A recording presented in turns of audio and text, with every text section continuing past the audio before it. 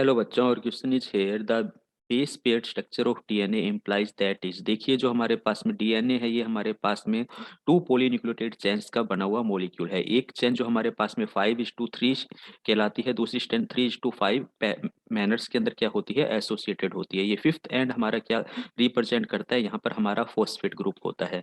जबकि third and जो होता है, यहाँ पर हमारा क्या होता है, हाइड्रोक्सी ग्रुप होता है। तो ये दोनों चेन आपस में एक दूसरे की क्या होती है, एंटी पैरेलल, एक दूसरे के अपोजिट जुड़ती है। और ये आपस में कैसे एसोसिएटेड रहती है, बेस पेयर के द्वारा। एडेनिन थाइमिन से जुड़ता है, साइटोसिन हमारा गुएनिन से जुड़ता है।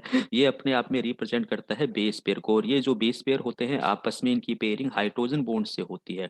अब हम बात करते हैं यहाँ पर हमारे स्टेटमेंट्स की। ये हमारे को बेस पेयरिंग क्या रिप्रेजेंट करती है डीएनए के अंदर। Okay, can replicate to form identical molecules. Yes, जब भी हम बात करें रेप्लिकेशन हो, यानी कि डीएनए से डीएनए की जब फोटोकॉपी होगी, तो ये जो ए मॉलिक्यूल है, या जो ये हमारे पास 5:3 चैन है हमारे पास में, ये अब हमारे पास एक न्यू सिंथेसाइज चैन बनाती है 3:5 चैन्स। यानी कि अगर ए है तो वो किसका सिंथेसाइज करेगा, टी का करेगा।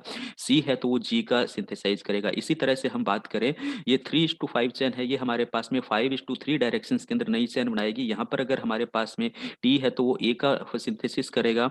और अगर हमारे पास में यहाँ पर सी है तो वो किसका सिंथेसाइज करेगा, जी का सिंथेसाइज करेगा। तो ये अपने आप में ही एक आइडेंटिकल मॉलिक्यूल्स की तरह क्या करती है, रेप्लिकेट होती है। तो ये बिल्कुल सही है, रेप्लिकेशंस की बात की जा रही है यहाँ पे। वहीं दूसरी तरफ हम बात करें, can be used as template to make RNA. Yes, ये ट्रांसक्रिप्शंस के ड्यूरेशंस के अंदर भी टेम्पलेट स्टैंड की तरह हमारा काम करता है। तो बी स्टेटमेंट भी सही है। ये that is the C is the heredity material. तो ये रिप्रेजेंट नहीं करता बेस पेयरिंग हेरिडिटी मटेरियल को, क्योंकि हेरिडिटी मटेरियल के लिए मॉलिक्यूल के अंदर स्टेबिलिटी होना रिक्वायर होता है। ठीक है, तो ये बिल्कुल भी रिप्रेजेंट नहीं करता है। डी ऑप्शन वैसे ही हमारा यहाँ पर बिल्कुल सही जाता है, यानी कि ए और बी दोनों सही हो गए ना।